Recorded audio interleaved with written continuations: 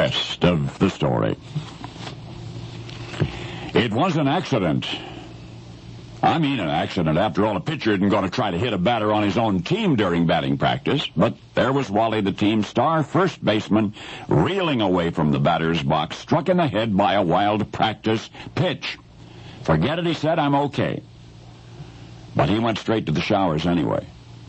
The manager ran after him. With the team already in 7th place, they couldn't afford to lose Wally, a dependable 300-plus hitter who had twice led the league in home runs. He was virtually indispensable defensively as well. And now the manager was standing there in the darkened locker room, watching his destiny gulping aspirin.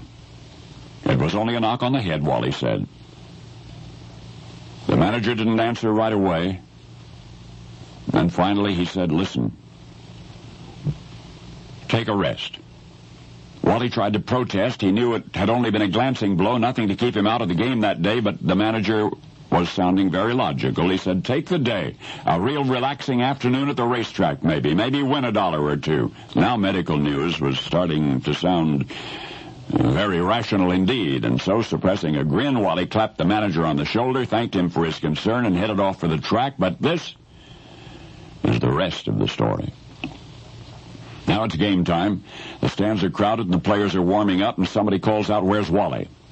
Well, of course you know, and the manager knew. But he's not about to report that the one man who can help their team get well is out tapping some pony's nose with a 10 spot. So he says, remember that wild pitch in practice? And his teammates did remember. Well, the manager said he's recuperating. But who's going to go to first base, they wanted to know.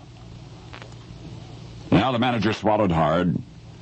He guessed it would be the rookie, big, clumsy rookie, the one they called Buster. A couple of eyes rolled, but the game started, and Buster went to first. For the first 6 weeks of the season, the manager had used Buster only to pinch hit, and not often at that, so Buster was an unknown commodity until that day.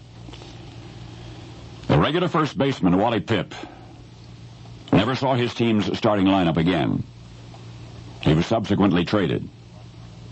He would later confess, I took 2 of the most expensive aspirin in history. But the reason that he was permanently replaced by manager Miller Huggins, the reason was a young man they once nicknamed Buster, who went on to play in 2,130 consecutive games. I mean, despite breaking his fingers on 17 separate occasions, despite a concussion from a dead-on wild pitch, Buster never took a day off, not even an aspirin. He had learned what can come of the tiniest holiday. He had learned it from Wally Pipp.